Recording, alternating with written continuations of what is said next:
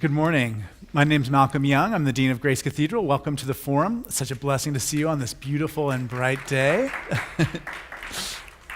Just over a year ago at the Forum, we spoke with Yotam Politzer about the disaster relief aid, IsraAID, and Dr. Iris Adler and photographer Susan Weiss. We talked about their trip to Lesbos, Greece, and about the European Union and the agreement they signed with Turkey to limit immigration in through that corridor. Although the borders are technically closed, the refugees crisis is not over by any stretch of the imagination. On the island of Lesbos, for example, where the population is 85,000, there are 5,000 people in refugee camps. Most of the refugees who traveled the Balkan route through Turkey and Greece to Europe are Syrians and Yazidi from Iraq. This past March marked the 6th anniversary of the outbreak of war in Syria. Since then, 5 million Syrians have fled to other countries as refugees, and more than 6 million Syrians are displaced within their own country. So 60% of Syria's population is homeless. For the Yazidi of Iraq, the main cause for refugees is ISIS, whose treatment of the Yazidis is considered by many to be genocide. As many as 20% of Yazidis are now refugees. Last month, our guest today, the senior rabbi at Congregation Beth Emanu-El, visited with a small group from Bay Area of rabbis and Muslim leaders to meet with Syrian and Yazidi refugees. It was a trip that was organized by IsraAID. And we're wondering what's changed since they were last here last year. We're so fortunate to revisit this very important topic with one of my favorite clergy in Northern California. Mutual. Beth has she has an incredible pastoral presence. You cannot ask for a better pastor and caregiver than Beth. So we're so glad to have Rabbi Beth Singer from Temple Emanu-El here at the Forum this morning. Thank you. I am thrilled. I'm thrilled to be here for so many reasons.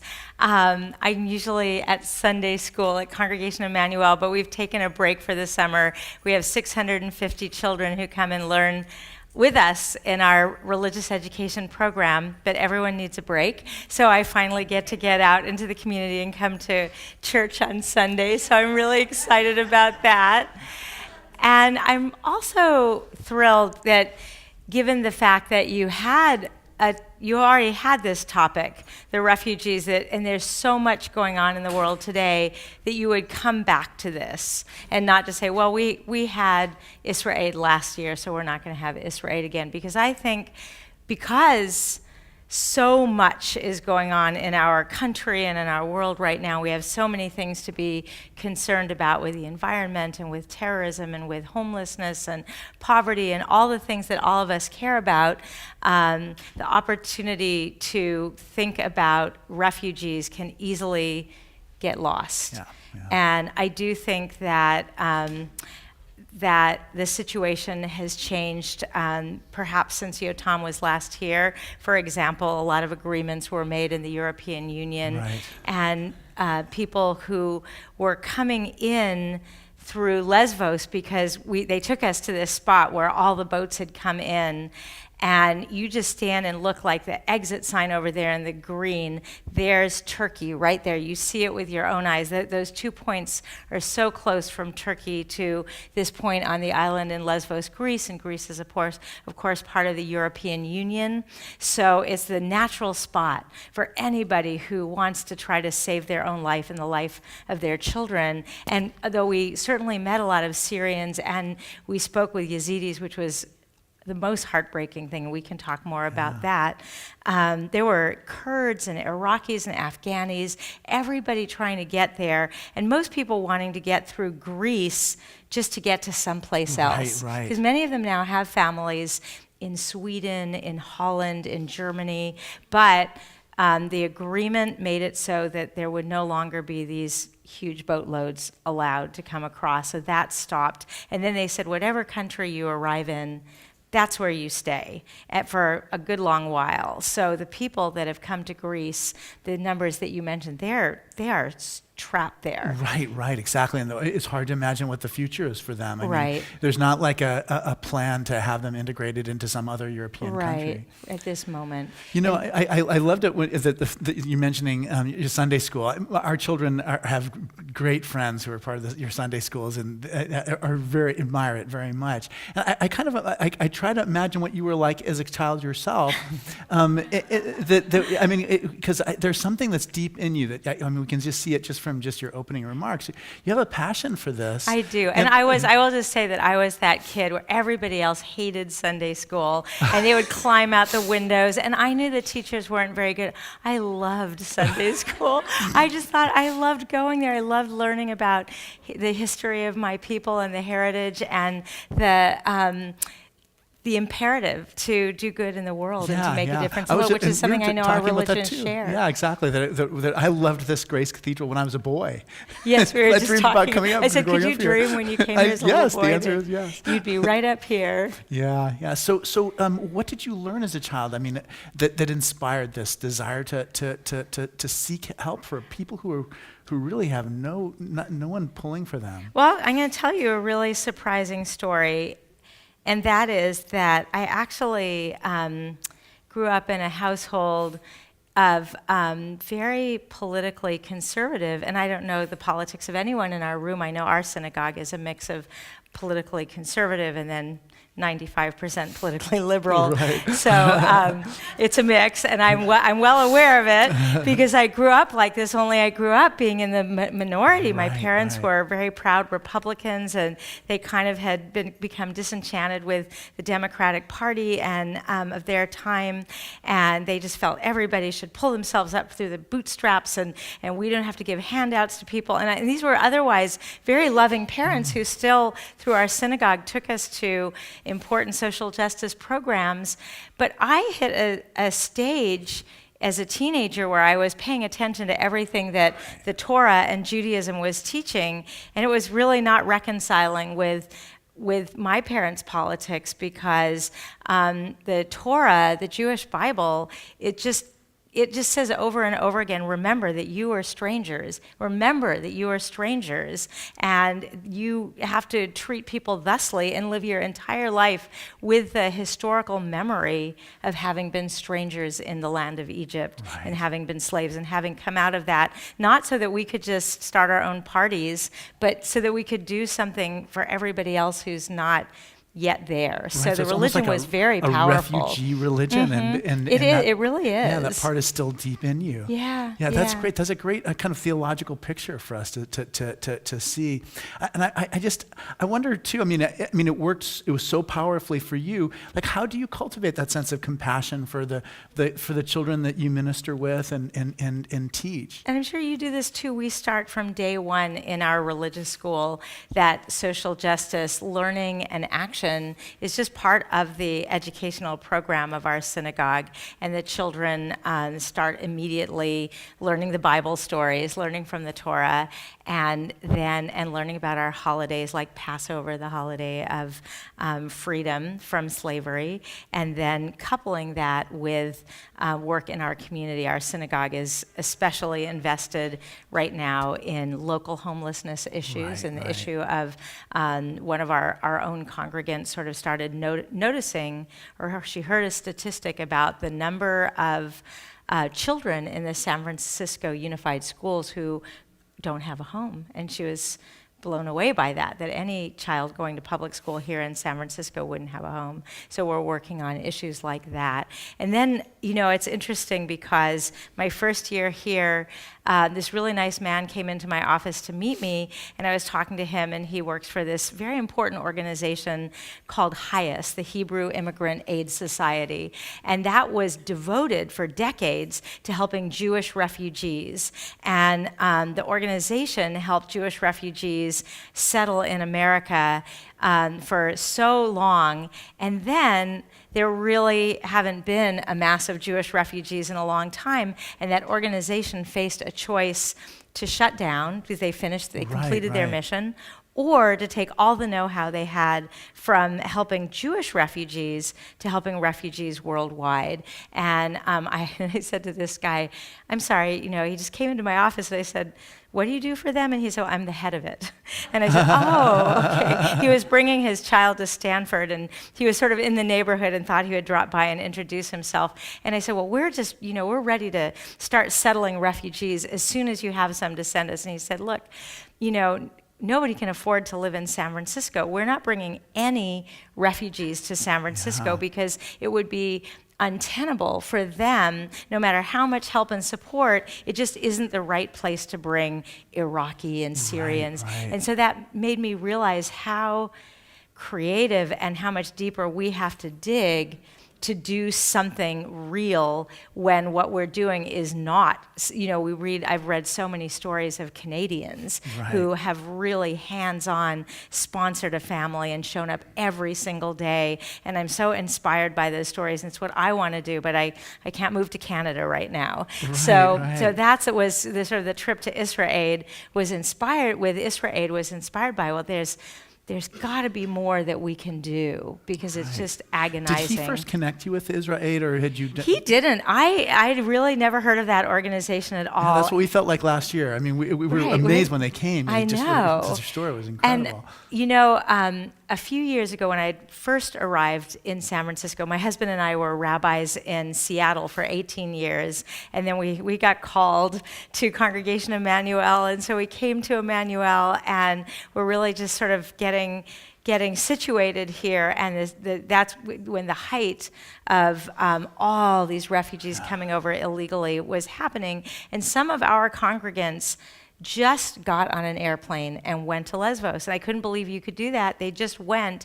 And I know I was in conversation with one of them, and she just started mentioning, she was messaging me, and she started mentioning this group, IsraAID, that was on the ground. And she said, I love IsraAID. They're really productive. They're really here to stay. They're doing remarkable work. And that's when I first heard of it. Yeah, that's great. And so then, and then how did you meet them? So another rabbi in town, Rabbi Marv Goodman, who some of you may know, and Rabbi Alan Bennett, decided they wanted to organize a group of rabbis and Muslims to go together to see the work that IsraAID was doing, and they got a grant for us to do that.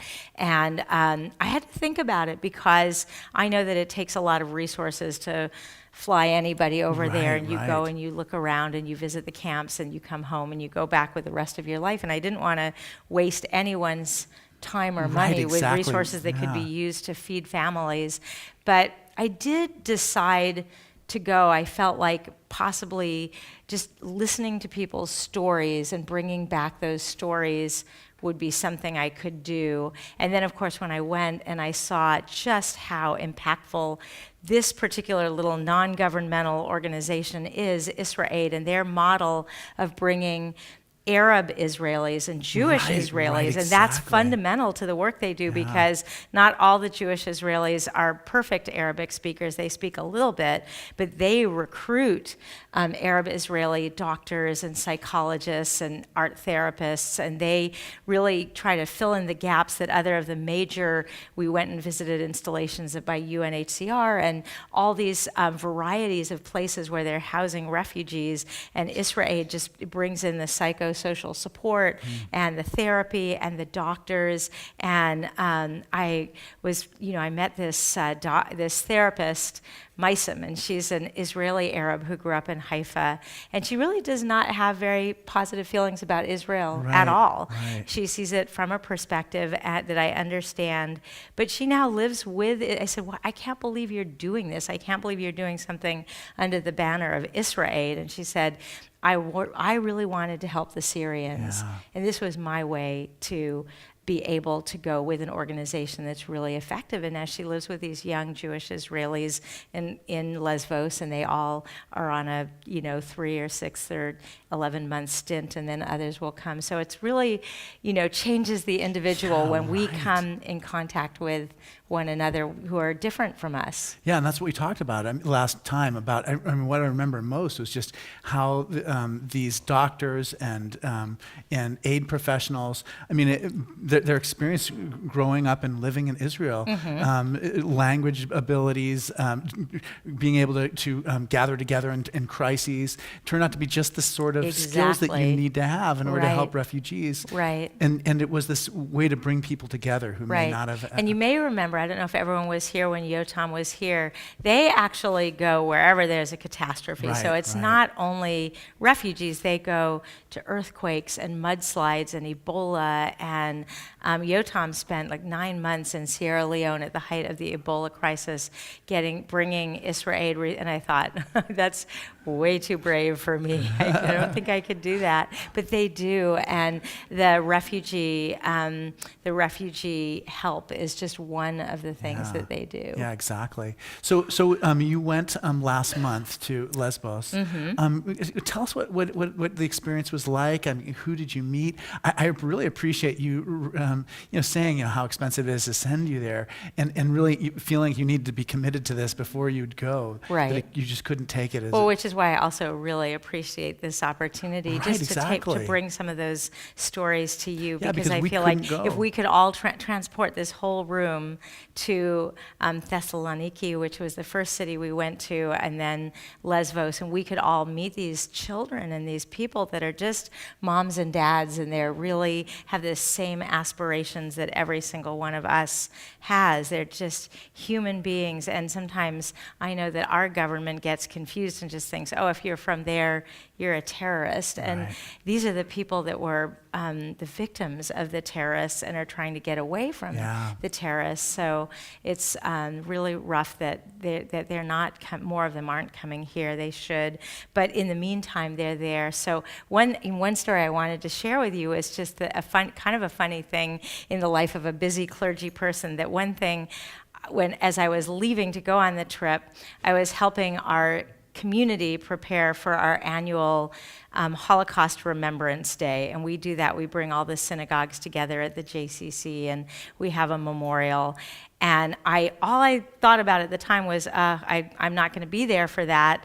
I'm going to be on my trip at that time. But I didn't do the other part of the equation, which was that my very first day in Thessaloniki, where we flew to first, where they have a whole variety of encampments for refugees. It happened to be Holocaust Remembrance Day. And we went to I don't know how many of you has anyone ever been to Salonika, Greece? Yeah, it's very beautiful. It's on the Mediterranean. It's a gorgeous, gorgeous place. And there was once this tremendously thriving Jewish community there that I didn't know that much about myself.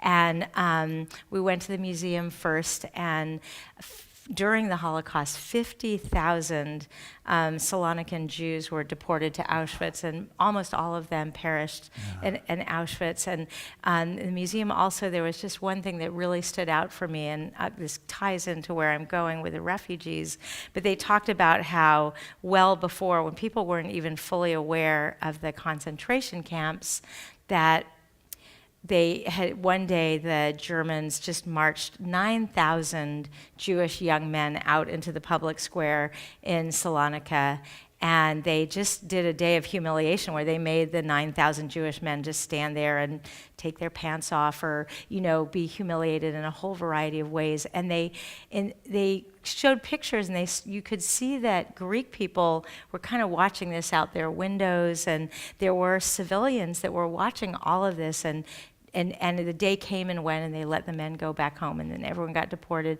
and nobody said anything at all. So that really hit me very hard. And every day that I read about the Syrian conflict, and I think about the days that I just go about my beautiful life here, it hits me very hard. So then later that day, we went to a really interesting urban refugee center. It was an apartment building that had been built by a Greek investor, and times are tough there. And this British couple bought the apartment building and turned it into a refugee center and brought 70 family Kurds, Iraqis, Syrians, and so it's a small thing, and they all have their own apartment and they have common space. And we went, and first we just sort of walked around, and I found this beautiful girl, Avin, 13 years old, and she was able to speak English, which I could hardly believe how in such a traumatized life and she was Kurdish, but her English was good enough that the two of us could communicate.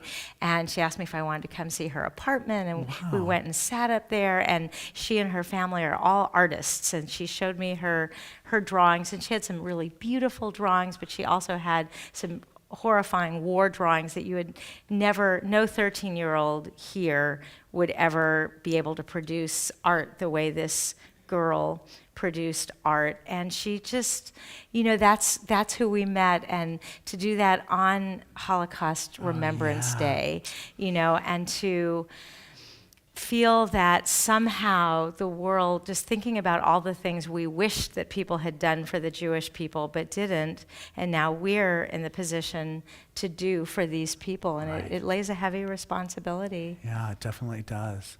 What were the refugee camps like, and what were the conditions like for people who lived in them? I was fascinated by how different they were. How many different types of refugee encampments they were. They ranged from one that makes it in the newspaper a lot in Lesbos. It's very, very large. It's almost all male. It's dangerous.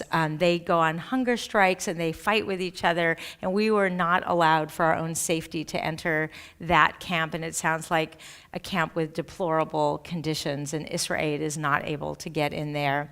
But then there was the apartment building, and that was really fascinating, because one of the smart things that the European Union figured out to do was rather than bringing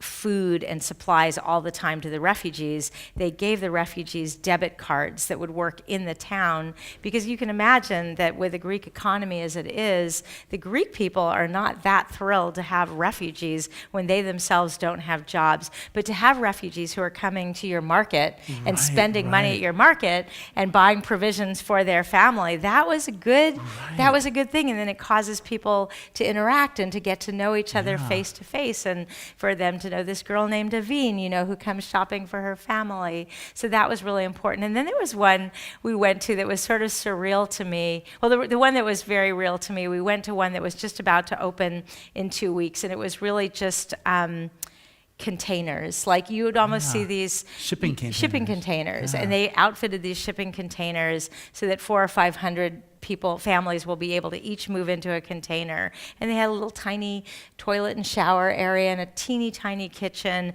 and then this little tiny place with 4 bunk beds for the children. And I assume the parents would, and I think it's probably better than what they were coming from, but very hard to see that.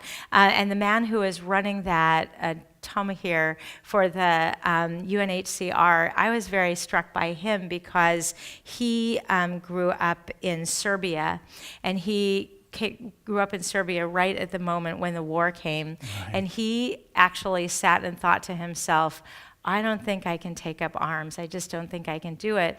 I think if I could get a job with a humanitarian organization, I would be spared having to go to war. And that's what he did. Wow. And that I thought I was so moved by his story. And then the one that really just, I've never seen anything like it. We walked into one in Lesbos. I forget, I have it all in my little notebook here. And it was run by one of these guys who could be he's a Greek guy who could be this motivational speaker. And we walked around it, and it felt like Jewish summer camp. Kids were walking around arm in arm, whistling and singing, and there were kids playing games, and the moms were sort of gathered around together, getting stuff together. And this guy just decided that it's not going to be called a camp, and these are not going to be refugees. This is a community, and these are families, and we're going to set up this dynamic in this place, and everyone's going to contribute, and it's going to be beautiful. And it was a little odd, but it was a very serene, like if you had to be a refugee in a camp, this was where, and they set up an olive oil making industry to teach the refugees how to produce olive oil. So that was a really exciting thing that was going on there. And there was one other one where it was a hotel right on the sea. It was so beautiful, and a group had taken over that hotel and made it into a very, very small refugee shelter area, and it had a big cooking kitchen, and the people would go in and prepare all of their own meals. And of course, you have Iraqis, Kurds, Syrians, all probably would have never met each other, but they're all in the same boat. So it was interesting to see the variety. Yeah. And did they get along well with each other? I mean, were they able to help each other? Yeah, it seemed like people were real. I know I would have thought that people would have gotten very tribal with one another, and the Kurds but it wasn't. It really was. I think these people really realized that just to stand at that little spot in Lesbos and look and see Turkey there. And we learned a lot about the really bad people who were running the whole industry of the boats. And the boats were very, very unsafe, the life rafts that they sent them over. And we saw a whole graveyard of all the, what do you call those things? Yeah, the life preservers. The life preservers, but they didn't have any buoyance material in them. They were just fakes, all of them. So if you fell over, you just drowned. They just gave them a false sense. They took all their money. And so these were the people that made it, that somehow survived. I can't imagine myself surviving even just a 2.5-hour trip on a little boat like that, way overstuffed with people and little children and pregnant women. So I think when you have that experience and you get to the other side, some of that stuff like, this is who we are, I'm a this kind of an Arab and I'm a that kind, I think it's just not quite as important as just surviving and moving on with your life. Yeah, exactly. You mentioned that it was like an interfaith group that went. Like, what were some of the people that you met who were along with the trip with you? It was just unbelievable to travel Jews and Muslims together. And my one regret about the trip, and I'm sure there's a reason that I don't know about, is it would have been wonderful if the Muslims who had come with us were from the Bay Area. There was one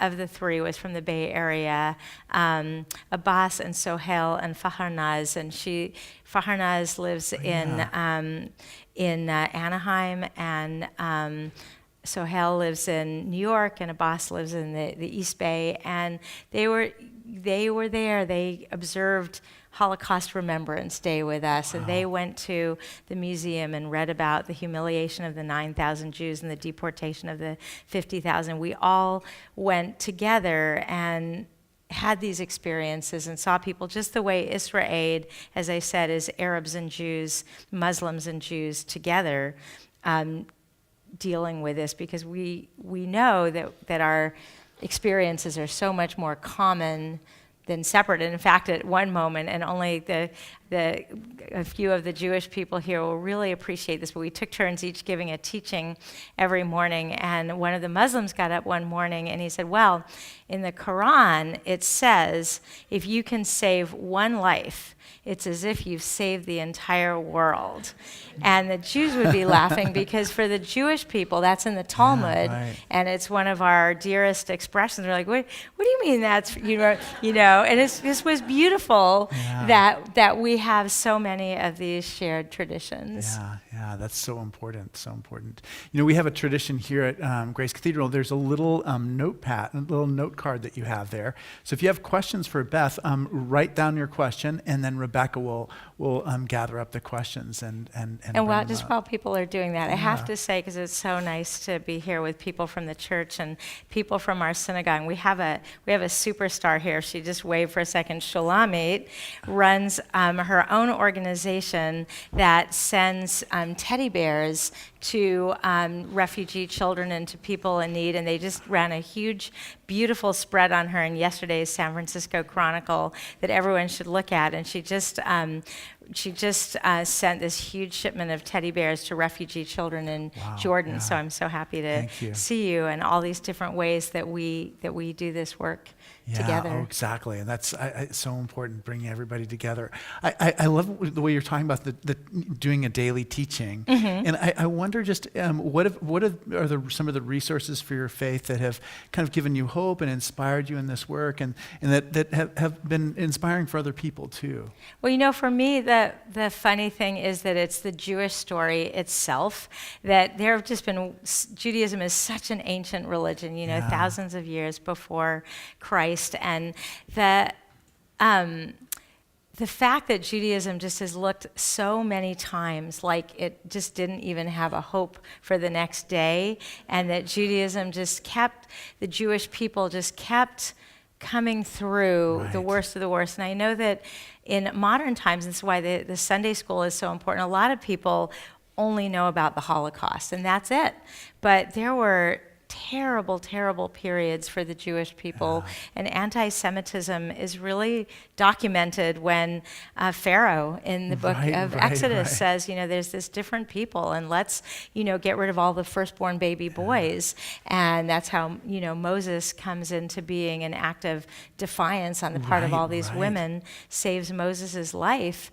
And when congregants come to me and sit down one-on-one, as they do with you for pastoral care, and they describe a situation that sounds so hopeless and dismal, I think to look to the Jewish story as a story of hope and survival. And when we're living in a time now when I almost think, is it ever going to get better for the Syrian people? This is just looks hopeless.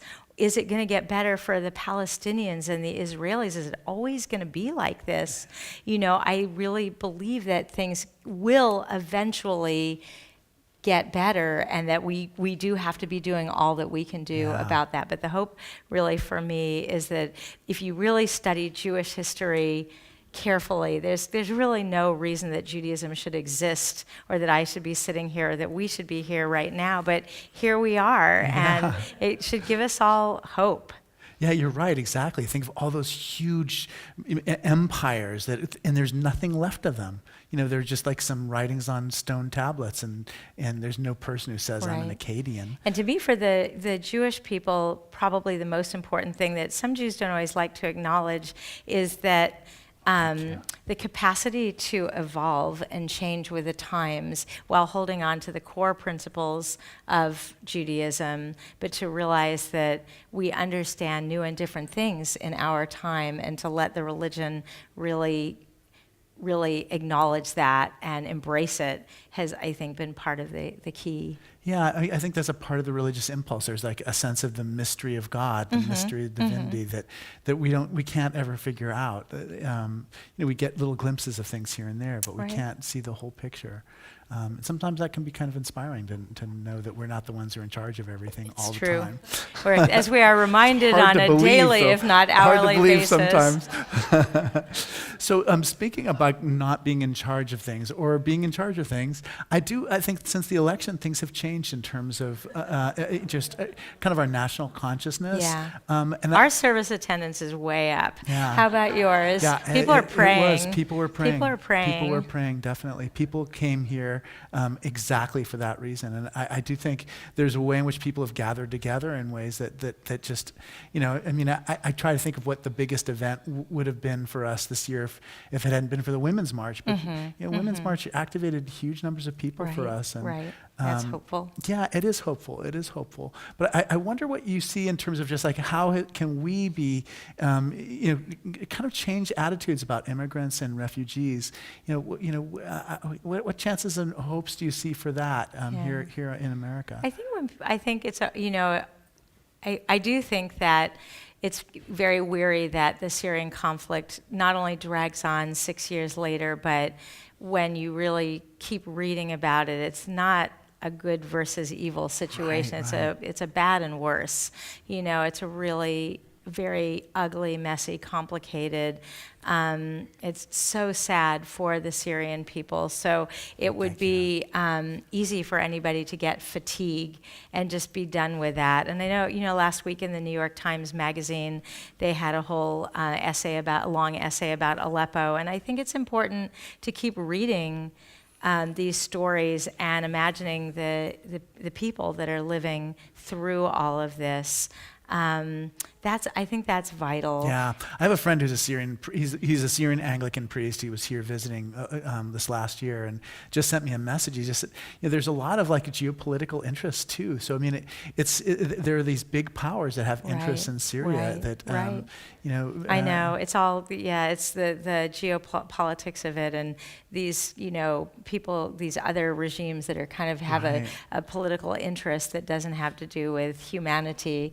It's very, very difficult, and yet we have to keep thinking of the best things to do and at least being aware of it. And I do think that there are numerous organizations like Shulamit's, like IsraAID, where we actually have an opportunity, if we want to really contribute. And maybe, IsraAID will run more trips, and if they ever did and you could go see it for yourself, I think it's very worthwhile to actually meet the people who are this is happening to right now. And I know that in the East Bay, they really are valiantly struggling to settle refugees when they're allowed into this country. And I think we can politically continue. The vetting process is so extreme in this country that when someone actually makes it in, they really, really are a refugee. And we could be asking for more. I know that there's an interfaith refugee group, and Grace Cathedral and Emanu-El are both part of it. And I know on June 21st, they're having an event, and someone's going to be speaking about what the vetting process is in the United States, and I'm going to go to that. I think that's really important.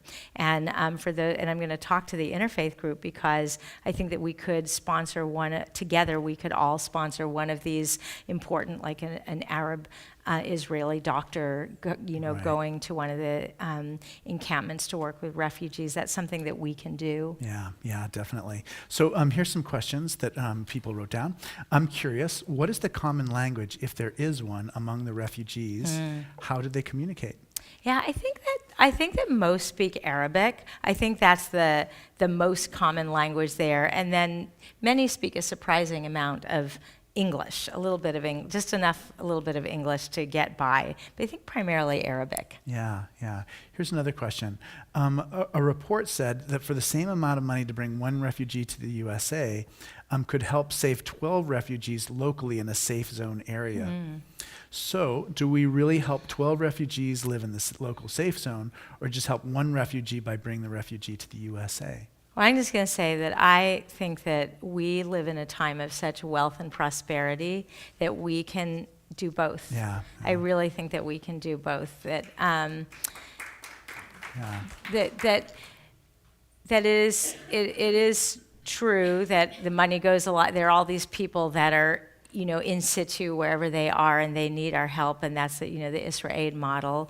And then I think that so many of us are who we are because our families fled from Poland or Germany or wherever they had to flee from, Romania, and somehow they got into the United States, and that has worked out really well for us and our families, and I don't see why we would be denying that to other families and using the excuse that we're afraid that all these terrorists are going to come in, because I think we have ways to keep that from happening, but I think that we can make them both happen. Yeah. I mean, this year each year the cathedral has a theme, and when we choose the theme, we don't realize exactly how it's going to play out. But our theme this year is the gift, and so just thinking about those things that we receive that aren't part of like an economic exchange, where I'll give you $10 and you give me 2 bunches of oranges or whatever.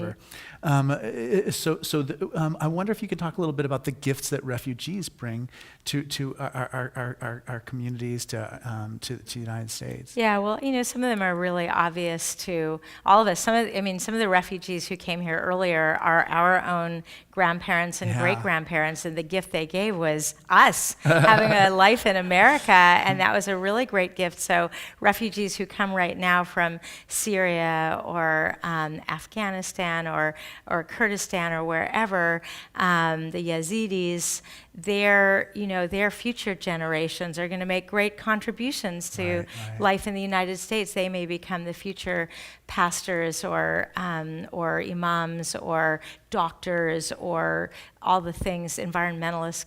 God willing, we'll still have an environment.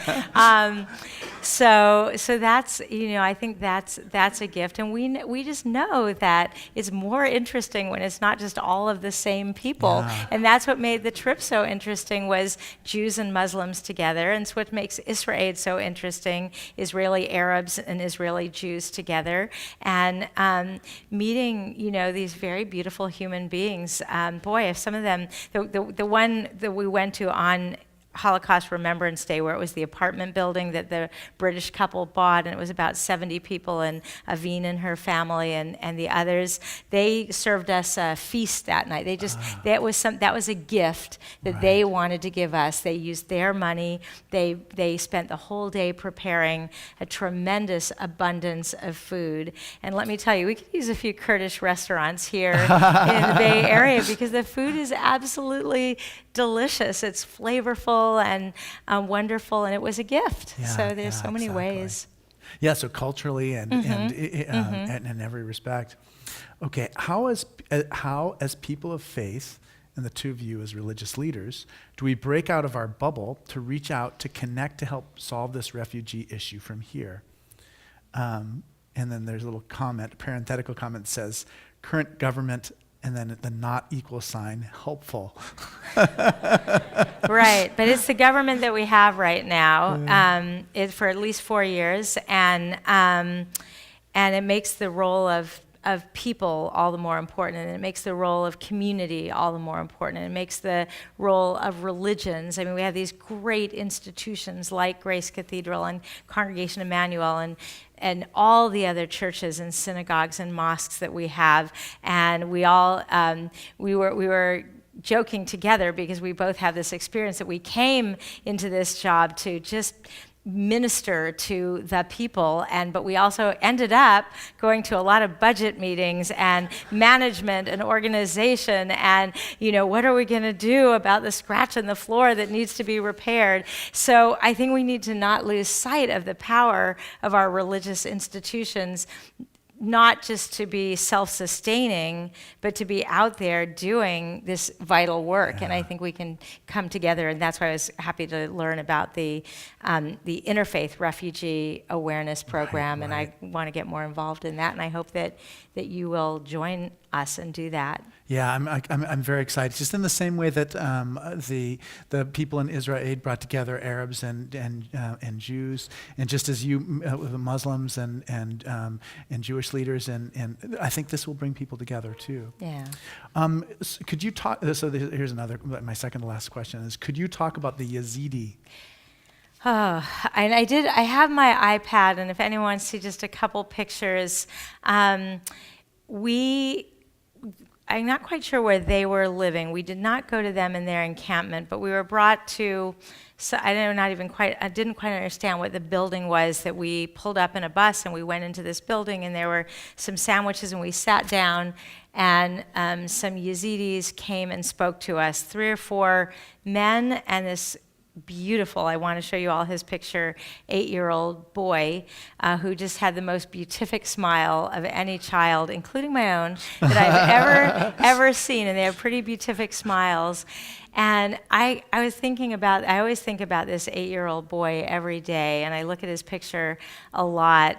A lot of us heard in the news a couple years back about how ISIS had driven this Yazidi population onto Mount Sinjar in the Sinjar province and tried to start. They really were trying to kill them all. I barely understand. I've looked at it on Wikipedia. Yazidis have some syncretistic kind of religion where they cobble together all kinds of different ideas from different faiths. Some of it Muslim, but some of it other ideas, maybe even some Christian pieces to their faith. And Byzantine Christian. Yeah. Yeah, so Eastern Orthodox. Right. Life. And this just really drives ISIS crazy, and they can't abide by it, and they are literally murdering and torturing every Yazidi they can get their hands on. So the community has tried, but they're trapped, but many of them have tried to flee, and a number of them, for 8 days, they had no food and no water. Mm-hmm. And again, children, pregnant women, men, and just a horrifying situation. It was amazing that the people that we sat with, they had survived this. And that 8-year-old boy, I realized he was 5, and he went those 8 days without any food or water as a 5-year-old. And somehow I've heard variant stories that the PKK or even possibly the United States was able to blow out a path for them to escape out the back of the mountain, and then some of them were able to get across. And it's just, again, I feel as a Jewish person, the sense of identification with someone just looking at you and saying, oh, you're that religion? I want to kill you. Yeah. I don't think your people have a place anywhere on this earth, and we'd like to we'd like to have a world that was free of all of you. And that's what they're trying to do to the Yazidis. So they were there in Greece, and they're the survivors, and they're, trying to, we had a translator, we had a Arabic-speaking translator from Israel, and he was really in tears and very deeply emotional as he was just trying to sit and translate their stories. And they shared some stories that I decided I just won't share with anyone ever in my life, because they were so shocking and so brutal and inhumane that it's just an image you would never want to have in your head. But we should all know that there are, some people who will literally stop at nothing to try, if they just don't like somebody because of their religion, and you meet the individual human being. And I know I've had this as a Jew. I've had in my life. I was in France once, and this guy overheard my husband and I talking. We were 18-year-olds in the junior year abroad program, and he said, "Oh, you're Jews, and he really didn't like Jews, but he was sort of fascinated, and he wanted to talk to us. And you got to be able to talk to people. If you think you don't like a whole category of people, you probably have not met them and sat down with them and talked with them one-on-one, because it is very difficult to hate the individual human being. And it's very sad that we pick whole categories of people and decide that we, want to destroy an entire category. And we know that there are people who don't want there to be African Americans, don't want there to be Jews, don't want there to be gay people, don't want there to be Palestinians, don't want there to be an Israel, all of these things. And that's why the one-on-ones are so important. And my friend who's the Syrian priest, he told me some horrifying things. And I wonder how you arrived at that, just that kind of a philosophy, basically. It says, this story ends with me. I'm not going to pass this on. How did you decide to do that? And did you decide to do that in any other area of your life? No, I can't think of another example of that. It's an interesting thing. We all know that there's horror, and some people have a big stomach and they can read the most horrible stories and the worst possible things that human beings can do to one another, and then other people just say, I just can't, I can't hear that. And I think that we have a very deep responsibility to hear it. And then there are just certain things that are, there are things that were done to the Jews during the Holocaust, and they're so gruesome. And some people need to actually hear those things, or for whatever reason, unless they hear that, they can't believe that it was such a big deal. But I think we don't always need to hear the most gruesome thing to realize. This is very bad, Yeah. and we, anything that we can do, and it really again starts with staying aware, because one of the things when we were sitting with the Yazidis, one of the IsraAID guys said to the men, most people in the United States, they don't really know anything about Yazidis, and they don't know about your story. But I thought it was really covered in the newspaper. Yeah, we it was. all had access to Right. it. It's not like we found out months later that had happened. We got it in real time from the New York Times, but it was very, very hard to know what to do. And so that's why organizations, IsraAID and others that are actually on the ground, I feel grateful to them that we can support them in their work. Yeah. I feel like about preaching, I mean, you can tell a story and you're harming the people as you're telling them that. And you have to be very careful about Right. what you say. Right, 'Cause, right. Yeah. Yeah, I always remember one Friday night at my first synagogue in Scarsdale, we invited someone who is running a domestic abuse organization to speak Friday night. And in the Jewish tradition, when the sun goes down Friday, it's the Sabbath, and it's a time of joy and celebration. And even if you have had a loss, you're supposed to put that aside and not mourn on the Sabbath. But this person got up and she really shared brutal stories of her own personal experience. And I know there were synagogue members who felt very uncomfortable, like, I don't come to synagogue, to Right. hear these terrible stories. I just want to relax and celebrate and thank God. But, I think sometimes we have to let ourselves hear those stories. It's a hard, I mean, the story of Jesus is a story of terrible suffering. And, Right. Yeah. I have another question. The Lesbos accommodations sound promising and hopeful. Can you talk about other refugee camps located elsewhere?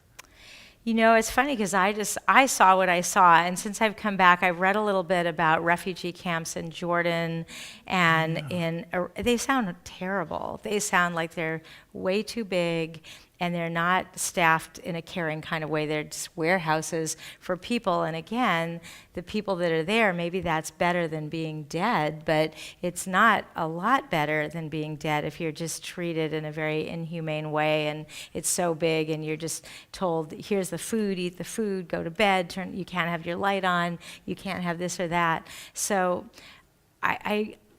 if I had the chance to go visit one of those camps, I would go so I could see it with my own eyes. But I only know what I saw with my own eyes. And as I said, that one really bad camp in Lesbos, we weren't allowed to go in there. Yeah. You mentioned that just like we do know a lot about the Yazidis. You're totally right, and we all know that story from reading it in the newspapers. I wonder how social media has changed just our experience of all this. I just think of, like you said, those poor young men, the 9,000 being humiliated in that Greek town. Right, and no one could tweet about that. No one could tweet about that. Right, no in the 1940s. But I think it's a mix. I think on the one hand, it's great because word gets out, as the things unfolded yesterday with the horrific attack in London again. And it's hard because you start getting the news before there's even really news. Something's happened. And right, that's what my daughter, right? I get my news and my daughter says something and terrible. And there was this van, and there was maybe knives, and then it sort of unfolds very quickly. And I even yesterday decided, I'm going to wait an hour and just wait until the story is out to hear what happened there. But on the other hand, I think we're so bombarded with social media that I think sometimes it's just like another tragedy that we're reading about, and it can be very difficult not to tune it out or numb ourselves to it. And we have, as human beings and humans of faith, I think it's part of our work every day to get up and say, okay, I know there's bad in the world, and I know that my life is a life just filled with blessing and privilege, and anything I can do today to use that blessing and privilege to help others or to raise awareness. And I think we all, all of our religions call on us to give charity, to give tzedakah, And sometimes we do that in a sort of perfunctory sort of way. I gotta give these guys, $18 or $100 and get them off my back. But to really think about our donation dollars and how we can use them wisely and effectively, whether it's locally for the issues here in the Bay Area or internationally for the refugees. I think these are things that we have the power to do. Right. I mean, there's so many different Episcopal relief organizations and Jewish relief organizations. And even just, in researching for today, I was looking at the United Nations Commission on High Refugees, their website, and how there are a lot of ways for us to figure out how to help. What do you think what do you see as the future in these, for refugees? I mean, you spent so much time with these experts.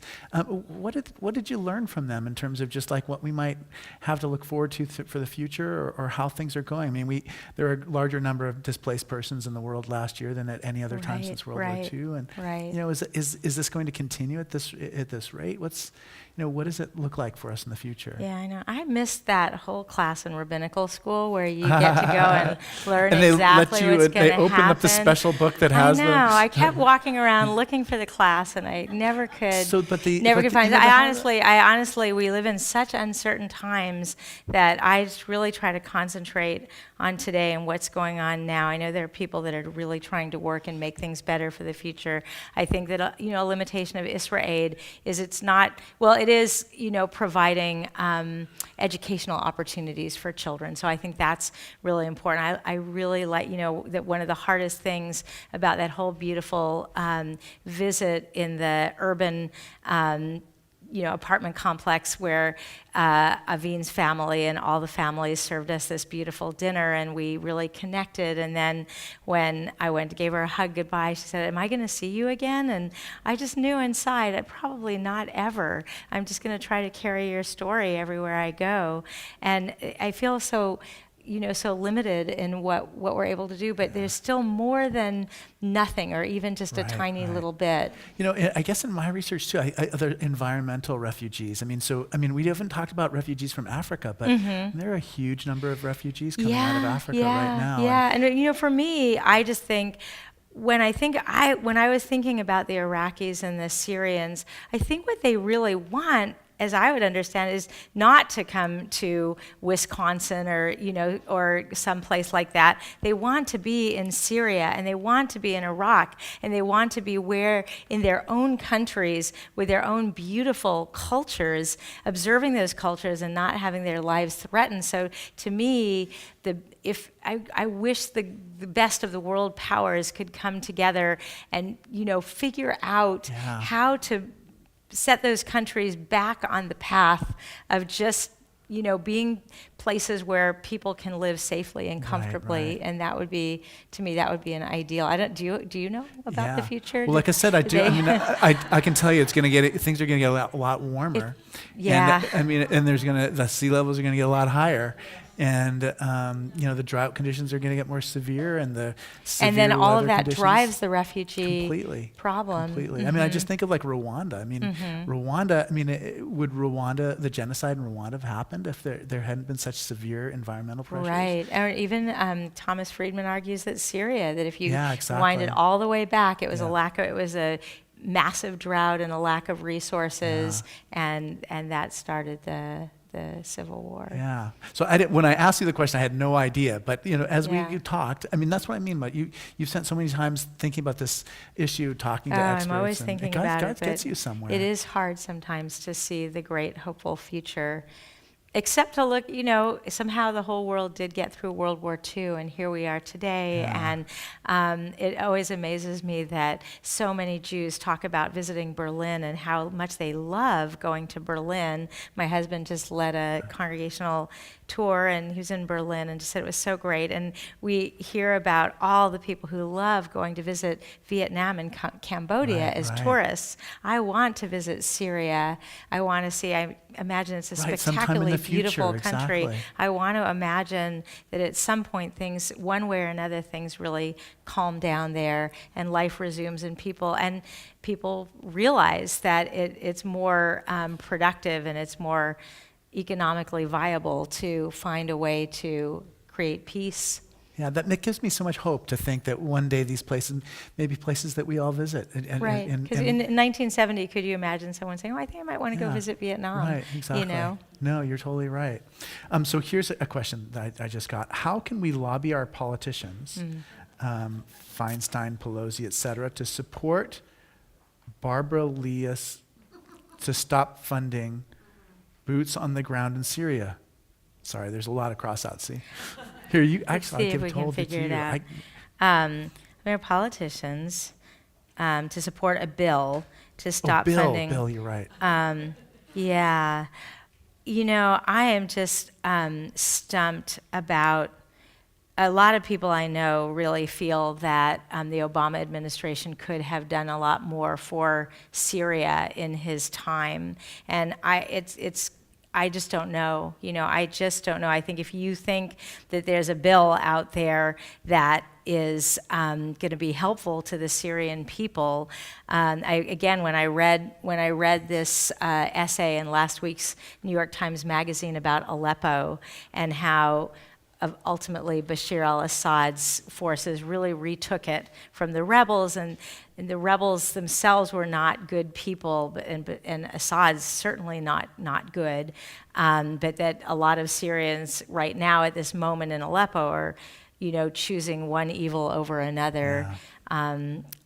I know that I, as a rabbi, I'm not a political science major, I'm not a government person, but I'm always looking for good opportunities to, if someone can convince me that there's something we all should be convincing our government to do, a bill, or just I'm really excited to go on June 21st and hear about the vetting process so that we can confidently argue that the United States really could save some more lives and bring some more refugees in a way that's not going to damage the United States. Yeah.